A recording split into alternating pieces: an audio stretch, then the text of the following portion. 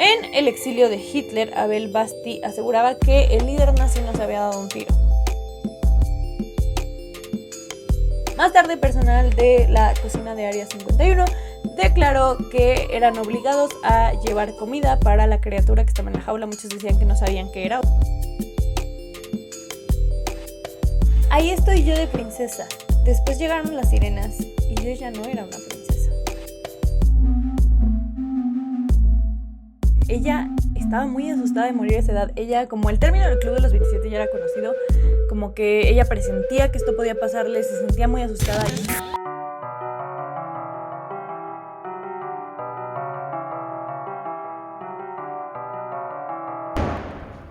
Siguiente teoría. Hitler no murió durante la Segunda Guerra Mundial. Y déjenme les digo que de esta teoría yo creo que sí tiene sentido. O sea, no les estoy diciendo que sea real, les digo, ninguna de estas teorías les puedo jurar e hiperjurar que sea real, pero son ese tipo de teorías que la verdad a mí que me encanta la historia y he hablado con gente que sabe mucho de historia o historiadores o maestros de historia, creo que es de las teorías históricas que más me han dicho que ellos podrían creer o podrían respaldar, o sea que aunque no se sabe y nunca lo vamos a saber, no es una teoría totalmente descabellada. Esta es la versión que a todos nos contaron en nuestras clases de historia durante la secundaria y la prepa. El 30 de abril de 1945, durante la Segunda Guerra Mundial, los aliados estaban invadiendo Alemania y Adolf Hitler, o Adolfo Hitler, como ustedes le digan, decidió mejor morir a su manera. Él no se iba a rendir, él quería morir en sus términos. Y después de darle una cápsula de cianuro a su esposa Eva Braun, él se dio un tiro dentro del búnker privado que él tenía donde se estaban escondiendo. Aunque muchos de los argumentos que estoy por presentarles han sido desmentidos, han hecho pensar que tal vez la historia oficial no sea la historia verdadera. Ya que creas lo que creas, no puedes negar que mucha de la historia que se nos presenta en libros de texto en la escuela ha sido alterada. De hecho, a mí me encanta, uno de mis pasatiempos favoritos es descubrir como la historia detrás del mito, porque a nosotros nos pintan la historia muy bonita, como quieren. O sea, por ejemplo, siempre nos dicen que la fundación de Tenochtitlan fue que porque sí el águila y el nopal y la serpiente, y nada más es rascarle tantito para saber que esa historia es totalmente falsa, que tiene una historia mucho más sádica y mucho más triste, la llegada del imperio azteca, o más bien de los mexicas en ese entonces, a Tenochtitlan. O sea, a mí me encanta eso y por eso les digo que esta teoría no me parece tan descabellada, porque muchas veces se nos pinta la historia de cierta manera que es más cómoda para el resto de la población. Obviamente no estoy diciendo que esto sea real, pero si fuera real no me sorprendería que todo mundo en puestos importantes lo hubiera sabido y que fuera como, bueno, la población va a estar más tranquila y más calmada si creen que Hitler se murió, porque obviamente muchos querían justicia, muchos no querían ver a esta persona viviendo una vida normal. Entonces no me sorprendería si algún día nos enteramos que este pedazo de la historia también fue alterado, como lo fueron muchos pedazos de la historia. Ok, el primer argumento es el cráneo falso. En 2009, el arqueólogo Nick Belantoni declaró que al analizar los restos de Hitler, se dio cuenta que el supuesto cráneo de este señor no podía pertenecerle a él, ya que por sus características, este debía pertenecer a una mujer de menos de 40 años. Si ustedes han visto o han escuchado un poco de medicina forense, la verdad yo no sé mucho. Dije un dato al revés, así que le voy a hacer el voiceover, pero básicamente el arco superficial que está arriba de la órbita de los ojos es mucho más pronunciado en el hombre. Hablando justamente de la cavidad orbitaria, en el hombre tiene una forma más cuadrada, mientras que el de la mujer, o sea, no es redonda, pero digamos sus esquinas sí son más redondeadas. De la misma manera, la mandíbula de la mujer es más redondeada, mientras que la del hombre va a ser más cuadrada. Y creo que algo que es súper evidente es que la protuberancia occipital externa está muy marcada en el hombre, o sea, la inserción está muy marcada. En el hueso, en el occipital, se ve mucho más marcado que en la mujer. En la mujer ni siquiera se ve, en la mujer se ve como que sigue la curva del cráneo. Espero que me hayan entendido. Y bueno, hay muchas más diferencias, pero esto se las quería decir como para que supieran que no es nada difícil sobre todo para los que saben de eso, sabe, para nosotros igual y sí, pero para un médico forense o para los antropólogos sería fácil determinar como no, esto no es un cráneo masculino, esto es un cráneo femenino. Aunque debo decir que sobre este argumento las autoridades rusas, que son las que ahora tienen custodia de los restos de Hitler, dicen que ellos nunca recuerdan haberle dado acceso a Belantoni a los restos de Hitler, entonces esto podría ser un invento de Belantoni, aunque no sé por qué inventaría eso, pero bueno. Segundo argumento, y es el que creo que tiene más evidencia y el que a mí me parece más probable, y es que Hitler escapó a Argentina. Y bueno, digo, más adelante irán viendo por qué Argentina se conecta con todas las demás pistas. Pero sí, ustedes pueden leer, hay libros enteros de por qué se cree que Hitler escapó de Argentina, y cuando los les dices de que, you know what, tal vez sí. Según esta versión, Adolf Hitler y muchos nazis abordaron el barco U-977 de Noruega hasta el sur de Argentina, donde fueron acogidos por el dictador Juan Domingo Perón. Ok, siguiente pista. El túnel. Hay otra teoría que dice que el búnker secreto de Hitler tenía muchos túneles, por los cuales él escapó a un aeropuerto clandestino y huyó al Polo Norte. Algunos teoristas dicen que Hitler sí murió, pero no por voluntad propia, sino que padecía de Parkinson. Esta teoría la verdad no tiene mucho sentido porque, como ustedes sabrán, el Parkinson no es una enfermedad de alta letalidad. Es más bien una enfermedad, diría yo, no sé si es el término correcto, degenerativa, que va progresando con los años y va deteriorando tus habilidades motoras. Entonces es muy extraño que alguien muera de Parkinson. De hecho, siempre, si se fijan, la gente con Parkinson es gente muy grande y que puede vivir muchos años con esta enfermedad. Ok, ya estoy muy cansada, llevo muchas horas hablando, quiero ir por mi agüita, pero no me quiero parar. Otra teoría muy loca es que Hitler escapó a la Antártida. El almirante Karl Donitz confirmó en 1943 que una flota de submarinos habría puesto a salvo a Hitler en una base secreta durante los años 30. Esto de hecho fue publicado en la revista Politsche Gazette. No sé qué tan chida sea esa revista, pero el hecho de que llegara a esa revista pues quiere decir que mucha gente habló del tema. Y la última que les voy a decir, porque me estoy quedando sin saliva, es que Hitler escapó a España. En el exilio de Hitler, Abel Basti aseguraba que el líder nazi no se había dado un tiro, sino que había huido a España junto con Eva Braun, o Braun, ¿cómo se pronuncia en alemán? ¿Sí, no? Como Braun, es hoy, ¿no? Braun, bueno, no importa.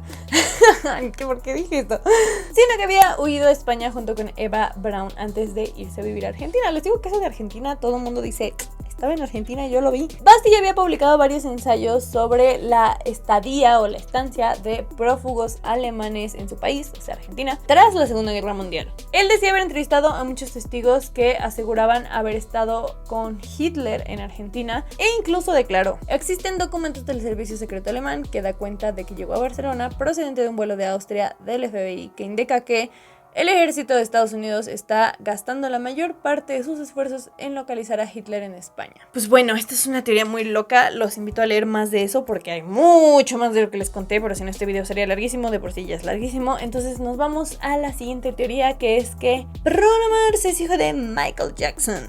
Y pues también está fuerte esta teoría, también, no sé, también esa podría ser, ¿no? Podría ser. Recuerdo que cuando Bruno Mars empezó a ser famoso, un día mi hermana llegó y me dijo de que, oye, ¿has escuchado esta teoría que dicen de que Bruno Mars canta súper parecido a Michael Jackson? Porque yo la escuché y primero no me había dado cuenta, pero ahorita escuché una canción de él y siento que sí es cierto que súper suenan parecido. Y me acuerdo que yo primero le dije de que estás loca, pero después, mucho tiempo después, muchos años después, escuché un arreglo o un melisma, no sé cómo se le diga, que hizo Bruno Mars y dije de que nomás sí es cierto. Pero hay personas que no creen que esta similitud sea una coincidencia, sino que piensan que Bruno Mars es el hijo mayor no reconocido de Michael Jackson. De hecho, según esta teoría, Bruno sería el hijo no deseado del cual Michael habla en su famosísima canción de Billie Jean is not my lover.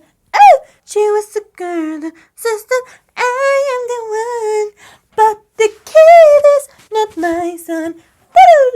Ok, ya, ubican, ¿recuerdan esa parte de la canción? Ajá, según ahí está hablando de Bruno. Argumentos con los que estos teoristas respaldan esta teoría. El nombre real de Bruno. Bruno se llama Peter. Michael tenía un personaje favorito de caricatura llamado Peter Pan. Entonces, en teoría, podría ser que Bruno se llamara Peter porque Michael dijo de que, o sea, es mi hijo no reconocido, pero oye, porfa, le puedes poner Peter porque me gusta mucho el nombre Peter, ya sabes, por el vato que se viste de verde. Argumento número 2. En una entrevista, Michael declaró que tenía un hijo mayor, diferente al que ya conocíamos, a los que siempre salían en la tele, a los que él había adoptado, pero que él prefería dejar las cosas así, ya que él no quería exponer al niño ni a su madre ante la prensa. Cuando Michael murió, se declaró o se dijo que su hijo mayor estaba ahí, y adivinen quién estaba en ese funeral. Bruno Mars. Un productor que trabajaba con Bruno Mars dijo como de pues sí, el vato estaba ahí porque el Michael es su papá, y pues al siguiente día el señor fue despedido por bocón. El año en el que Michael murió, Bruno fue firmado en el sello discográfico de Michael Jackson, así como si fuera su herencia, así de que ya me morí, ya puedes venir, hijo, o sea, estuvo muy raro. Y bueno, lo último sería que las similitudes físicas y en cuanto a sus voces no pueden negarse, o sea, eso sí, Michael pre-cirugías es totalmente parecido a Bruno Mars.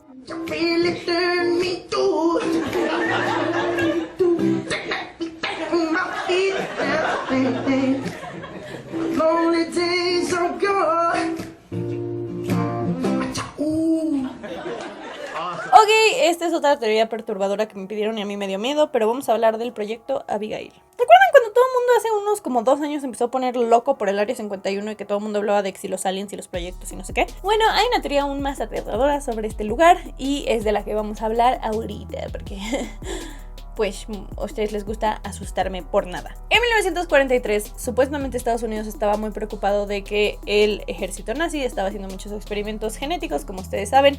De repente agarraban a niños de orfanatos y experimentaban y hacían cosas con ellos que la verdad son impensables, pero bueno. Y entonces, como ustedes saben, Estados Unidos siempre quiere ser el más fregón, siempre quiere ser el que tiene lo último en armas, en inventos, en todo, en ciencia. Entonces ellos dijeron, yo no me voy a quedar atrás.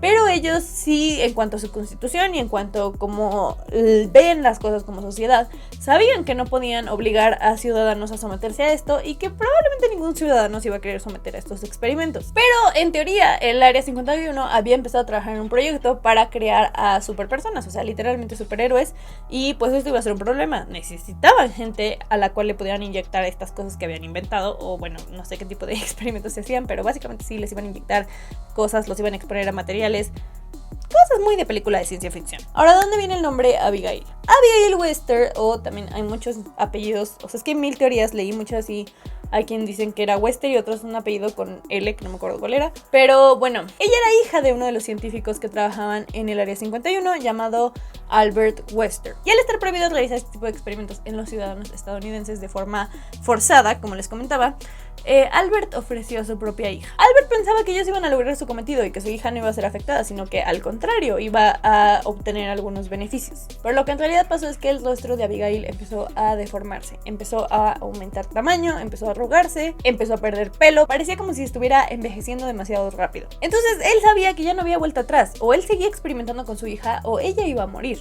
Albert trató de revertir los efectos que su egoísmo y sus ganas de triunfar en la ciencia le causaron a su hija, pero pues llegó un punto en el que el gobierno cerró el experimento, como que cerró el laboratorio y dijeron como de que no, con permiso, esto no está funcionando, y encerraron a Abigail en una jaula de máxima seguridad. Más tarde, personal de la cocina de Área 51 declaró que eran obligados a llevar comida para la criatura que estaba en la jaula. Muchos decían que no sabían qué era, o sea, muchos que no, se supone que no estaban hablando de la teoría, solamente contaban que tenían que llevar comida a este lugar y que Albert estaba ahí siempre y que se la pasaba llorando y hablando enfrente de la jaula, como si quisiera comunicarse con lo que fuera que estuviera en esa jaula. Se supone que a los pocos días de iniciar la experimentación, Abigail ya había perdido la razón, ya no tenía sentido hablarle, había aumentado demasiado su masa muscular y que había crecido hasta los 3 metros. Entonces, pues digamos que empezó a asemejar a un animal salvaje. 2 años más tarde, Albert se suicidó y dejó una carta en la que le pedía a sus amigos científicos que siguieran buscando la cura para Abigail. Pero al gobierno estadounidense solo le importaba el dinero y dijeron, ¿saben qué? Estamos invirtiendo ya mucho en esto, ya gastamos mucho en esta niña, y decidieron simplemente dejarla encerrada en esa jaula hasta que se muriera de hambre. El problema es que Abigail nunca murió. Ok, eso me dio mucho miedo, es como un creepypasta, la verdad. ¿Por qué me hicieron investigar sobre esto? Estas cosas me asustan. La verdad es que yo había visto las fotos, las que se supone que son Abigail, pero nunca había sabido que existía esa teoría. O sea, sé que están esas fotos desde hace mucho, pero yo pensé que eran, o sea, según yo siempre las había visto asociadas a otro tipo de experimentos. No sabía que se decían que esta era Abigail Western. Pero pues qué miedo, ¿no? Ojalá no sea cierto porque me da mucho miedo pensar que hay una bestia ahí viviendo y que... Ay, qué miedo, qué miedo, qué miedo. Ahora vamos a hablar de un tema del que ustedes me pidieron también que hablara. Me pidieron que hablara sobre reencarnaciones. Y yo elegí un tema que se hizo popular hace, no sé si hace unos meses o hace un año ya. La verdad es que con esto de la cuarentena mi perspectiva del tiempo ya cambió mucho. Pero cuando yo lo leí dije como, ¿qué está pasando? Y básicamente es la historia de un niño de 4 años que está convencido de que eres la reencarnación de la princesa Diana. Billy Campbell es un niño que es hijo de personalidades de la TV o de la televisión australiana y nació 18 años después de que la princesa muriera, justamente en el año 1997. El padre dice que todo comenzó cuando Billy vio una foto de la princesa o algo así que estaba como en una postal y él dijo: mira, soy yo cuando era princesa. O sea, nadie le había dicho que esa chava era una princesa, nadie le había dicho nada, o sea, estuvo muy raro. Su familia se sacaba mucho de onda porque dicen que en conversaciones normales, random, Billy empezaba a hablar de sus niños. Decía, mis niños no sé qué, a mis niños les gusta esto, mis niños William y Harry. O sea, literal decía bien los nombres. Y nadie le había dicho sobre eso. Y lo más extraño es que él hablaba de su hermano John. Y bueno, su mamá se quedó helada un día que buscó que sí, que la princesa Diana tuvo un hermano llamado John. Lo más extraño en este caso es que Diana nunca conoció a John, porque John murió a los pocos minutos, creo, pocas horas, minutos, no me acuerdo muy bien de haber nacido, un año antes de que Diana naciera. Entonces eso estuvo muy extraño. O sea, como podrán ver, la familia de Billy no le importa mucho la realeza, creo que solo... O sea, como, no sé, igual en mi familia nunca se habla de la realeza. Creo que lo más que he llegado a saber es porque me gustaba mucho Suits. Y entonces ahora que Meghan Markle es parte de la familia real, ya sé un poco más. Pero les juro que antes yo solo sabía que había una reina. Fin. Y por lo que entiendo en esta historia, esta familia australiana era igual. O sea, les digo, la mamá tuvo que buscar en internet muchos datos de lo que su hijo estaba diciendo porque ella nunca se lo había dicho y ella no sabía cómo corroborar estos datos porque ella no los tenía en su mente. Y bueno, dijeras, esta familia es del Reino Unido o de Estados Unidos que les, no sé, como que están obsesionados con la familia real, está expuesto todo el tiempo a noticias, a programas en los que se habla o se dice información de esta familia, pues tendría lógica, pero no, les digo, el niño es australiano y sus papás no tienen idea de dónde pudo haber recopilado esta información. La familia se sorprendió aún más cuando el niño decidió describir por dentro a detalle la residencia o el castillo, no sé cómo se le diga, donde la reina pasa Navidad, que se llama Balmoral o Balmoral, no sé cómo se pronuncie. Y pues les digo, otra vez esto perturbó mucho a los papás porque nadie le habló de ese castillo ni de esa residencia ni nada a este niño. Incluso una vez que un amigo escocés los fue a visitar en una cena y creo que cuando el amigo le dijo así como, ay, yo soy de Escocia, el niño empezó, ay, yo cuando era princesa fui a un castillo ahí y de hecho me gustaba mucho porque tenía arriba unos como unicornios, se llamaba Balmoral o Balmoral, como sea, bla bla bla. Y los papás se quedaron así porque dicen que algo que tampoco le habían comentado al niño nunca era como que una, Balmoral estaba en Escocia, dos, que el animal o la mascota, digamos, de Escocia eran los unicornios. Fue así como de, ¿cómo sabes, niño? Ahora aquí viene lo perturbador. Su mamá decidió un día enseñarle otra foto de la princesa Diana a Billy y esto fue lo que dijo. Ahí estoy yo de princesa. Después llegaron las sirenas y yo ya no era una princesa. Como haciendo referencia al accidente que acabó con la vida de Diana.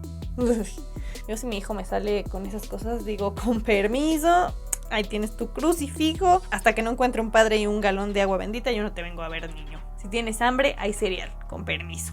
No es cierto, pero ¡qué miedo! Otro tema del que me pidieron que hablara mucho fue sobre el Club de los 27. El Club de los 27 es de las coincidencias más trágicas que hay dentro del mundo del rock y también se ha extendido un poco a el mundo de la actuación y de otro tipo de artes escénicas. Y sé que la verdad es una teoría muy hablada. Seguramente todos ustedes ya han escuchado sobre esta teoría, pero muchos de ustedes querían que hablara de ella. O sea, sorprendentemente muchos querían que yo diera pues mi punto de vista o mi investigación sobre este club. Y también creo que hay detalles que no son tan comunes. Yo antes pensaba saber todo sobre el Club de los 27, pensaba que solo era un club donde todos tenían la misma edad y se habían muerto. Pero investigando, viendo casos sobre eso, me di cuenta que hay otros detalles que pueden ser interesantes. El término se hizo conocido tras la muerte de Kurt Cobain en 1994, cuando fans del rock empezaron a como que juntar los puntitos y relacionar su edad con la de Jim Morrison, con la de Brian Jones, con la de Janis Joplin y con la de Jimi Hendrix. Muchas personas generaron diversas teorías, ya que los 4 artistas mencionados anteriormente murieron con una extraña diferencia de 2 años. O sea, todos era como que moría uno y 2 años después moría otro. Eso a la gente le parece muy perturbador. Y bueno, la cosa explota cuando en el 2011 muere Amy Winehouse, justamente a la edad de 27 años, ya que ella estaba muy asustada de morir a esa edad. Ella, como el término del club de los 27 ya era conocido, como que ella presentía que esto podía pasarle, se sentía muy asustada y eso me pone muy triste. La verdad sí soy muy fan de Amy Winehouse, ustedes lo saben, han visto que siempre estoy cantando sus canciones. Yo creo que mi cover, que es el favorito de la mayoría de ustedes, es mi cover de Valerie de Amy Winehouse, entonces saben que es una persona que respeto mucho, era una persona que yo respetaba mucho y que creo que fue una excelente músico, pero creo que tiene de las historias más desgarradoras que yo he conocido de artistas, de lo que la fama les puede hacer, de cómo ella sintió que justo la fama, las drogas, todo se le salió de control y vivía en constante miedo. Sus amigos eran los que estaban más preocupados, pero su familia lo tomaba muy como de, no, bueno, tú sigue, hija, no pasa nada. Pues Rehab se trata de eso, de que su papá le dice como, tú no pasa nada, tú lo puedes controlar. O sea, ustedes pueden buscar muchas biografías de ella, pueden ver el documental en Netflix. Es una historia muy, muy triste y creo que habla mucho de cómo la fama y cómo los medios pueden destruir a un artista, porque a la gente no le importa, la gente no los trata como personas normales, ellos piensan que son un alien o no sé, que pueden soportar lo que sea. Y pues bueno, creo que su historia es muy triste y todas las historias del Club de los 27 son muy tristes, pero la de Amy me pone muy, no sé, me da mucha lástima. Pero bueno, la mayoría de las muertes estaban relacionadas con abuso de drogas, abuso de alcohol o algún estilo de muerte violenta. Claramente al tener 27 años es normal que ninguna muerte hubiera sido por causa natural, pero sí hay un patrón, por así decirlo, en este club en cómo sucedieron las muertes. Y lo extraño de esto, yo podría decir que es, aunque hay gente que trabaja en la estadística, que se dedica a la estadística, que ha tratado de explicarlo y que dice como no, sí puede ser, como que los artistas suelen morir a estas edades porque el consumo de drogas, todas estas cosas. También hay gente muy respetada en el campo que dice que no, que la verdad no hay una probabilidad de que alguien pueda morir a los 27 más que a otra edad, por lo cual esto sigue siendo considerado como un fenómeno cultural, no como un patrón estadístico o algo normal en una sociedad o en una población. Yo la neta no sé nada de estadística, así que pues no lo sé, la verdad, no sé qué pensar. Pero sí les traigo ejemplos de esto. Ejemplo A, para ya no decir números. El British Medical Journal concluyó en el 2011 que realmente no había un riesgo mayor de morir a los 27 años para los músicos. Ejemplo número B, después en el 2015 The Independent sacó un artículo donde mostraba evidencias estadísticas de que en efecto no era más probable que un músico muriera a los 27 años. Entonces esos artículos que trataron de sacar de no, seguro es más probable, seguro es común que los músicos mueran a los 27, pues resultó no ser cierto. Este fenómeno es tan conocido que se cree que la mamá de Kurt Cobain hizo referencia a esto al dar una entrevista hablando de la muerte de su hijo, ya que citándola literalmente esto fue lo que declaró en una entrevista. Now he's gone and joined that stupid club. I told him not to join that stupid club. Y para los que no les gusta el inglés o no sepan inglés o no entendieron mi inglés chafa, básicamente dice, ahora él ha ido y se ha unido a ese estúpido club. Le dije que no se uniera a ese estúpido club. Hay quien dice que más bien podría haberse referido a sus tíos y a su tío abuelo que se suicidaron, pero generalmente la gente cree que ella estaba haciendo referencia al Club de los 27. Una de las causas que se le ha tratado de atribuir a este fenómeno es la llamada maldición del encendedor blanco, y es una de las coincidencias que a la gente le han sacado más de onda de este Club de los 27. La teoría dice que todas las personas que han sido, o al menos la mayoría de las personas que son pertenecientes al Club de los 27, cuando fueron encontradas estaban en posesión de un encendedor Bic blanco, o que cerca de la escena donde habían sido encontrados había un encendedor blanco. Pero debo decir que investigando un poco más descubrí que en el 2017 una página llamada Snopes.com sacó un artículo desacreditando la teoría, ya que Bic no empezó a fabricar encendedores blancos hasta después de que murieran los primeros miembros del Club de los 27, y aunque podríamos argumentar que podían haber sido encendedores blancos de otras marcas, los encendedores blancos no eran tan comunes en esas épocas. Ahora, para que se den una idea de las similitudes entre los casos, les voy a decir 3 de los integrantes que han sido como populares de este club, o los primeros por los que se conocen el Club de los 27. El primer integrante fue Robert Johnson. Él fue un legendario cantante de blues que publicó poco menos de 50 canciones y que fueron muy apreciadas, y de las cuales de hecho se hicieron muchos covers después de que él dejara este mundo. En agosto de 1938, Johnson pues también se pasó, le empezó a tirar la onda a la esposa del dueño del lugar donde él estaba tocando. Unas horas después, alguien le ofreció una botella de whisky abierta. Nunca acepten una botella abierta, amigos, nunca. Él bebió de esta botella y 3 días después murió por envenenamiento. El siguiente miembro que les voy a contar es Brian Jones. Como sabrán, Brian fue uno de los miembros fundadores de la banda The Rolling Stones, pero murió en 1969 por presuntamente haber mezclado alcohol y drogas y después meterse a nadar en una alberca. Los integrantes de la banda dicen no creer la versión oficial y piensan que algo extraño pasó esa noche, que está muy raro cómo murió y que no creen que haya sido realmente la causa de su muerte. Y el último ejemplo que les voy a dar es una cantante que fue súper importante para la industria de la música y que fue súper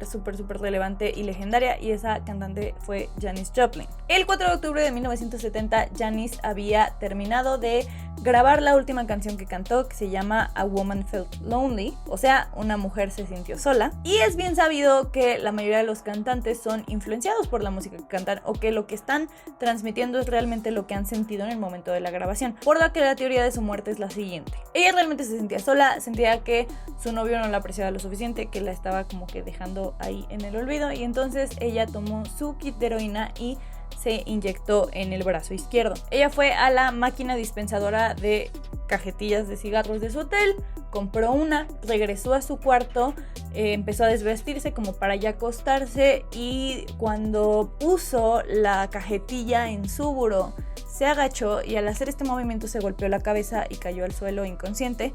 Y así fue como fue descubierta ya sin vida al día siguiente. Como habrán visto con estos 3 casos, las 3 fueron muertes muy tristes y muy oscuras, y podemos aquí concluir que las coincidencias entre los miembros son las siguientes. Como ya les decía, el abuso de alcohol, drogas, todo tipo de estupefacientes. Y en cuanto a algunos de los miembros, sobre todo Kurt y Amy, pues no sabían manejar la fama o no estaban muy contentos con su fama. Se dice, por ejemplo, de Amy ya les dije, pero de Kurt se dice que él siempre quiso ser algo alternativo, siempre quiso ser algo diferente, y cuando se volvió tan famoso, pues obviamente te vuelves algo mainstream. Por más que tu música sea rara, en cuanto a todo el mundo le gusta, ya no es rara, ya es cultura pop, ya es lo que todo el mundo escucha, y que Kurt no manejaba bien eso. Claro, eso es cosas que dice gente que dicen fans, nada de esto lo estoy citando literalmente de algo que haya dicho él. Y bueno, aquí les digo las teorías de conspiración de por qué puede existir este club. Número 1, la más famosa, es que hicieron un pacto con el diablo. Según la teoría, ellos alcanzarían más fama, más dinero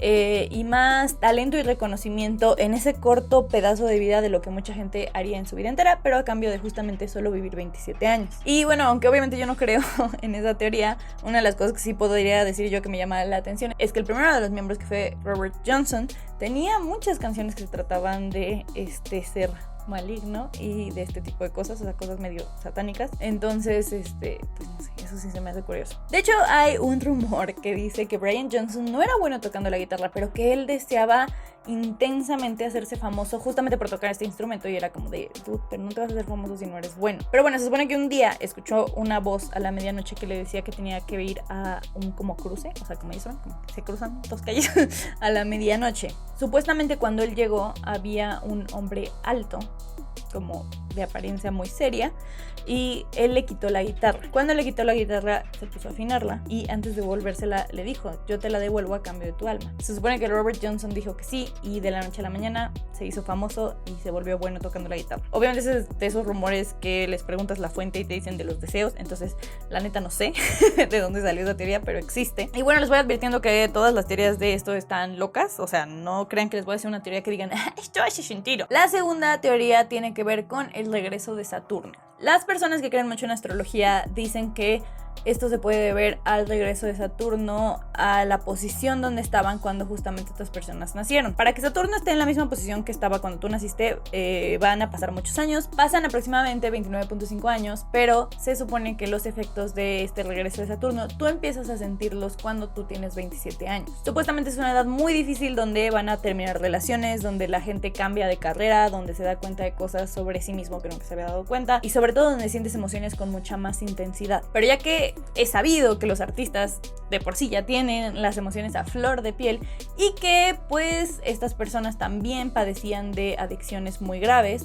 esto pudo haber sido demasiado para ellos, y pues por eso pudieron haber como terminado su vida cuando la mayoría de las personas en teoría solo nos sentimos mal. Y bueno, la última teoría sobre esto tiene que ver con la numerología. En numerología, el número 27 se reduce al número 9, que significa el final de un ciclo. Estos ciclos de transición suelen estar muy cargados de energía, entonces puede ser mucho para alguien, puede ser algo que alguien no pueda soportar. Entonces, en teoría, las personas más creativas y más sensibles pueden refugiarse en sustancias estupefacientes y generar adicciones. O sea, básicamente, se parece mucho la de la numerología a la de la astrología. Yo la verdad no sé qué pensar, no tengo ninguna conclusión sobre esta teoría, solo sé que la fama, como dijo Lady Gaga, es un monstruo, que es muy peligrosa, que me aterra y que siento que es algo que yo nunca podría soportar. O sea, como que no sé.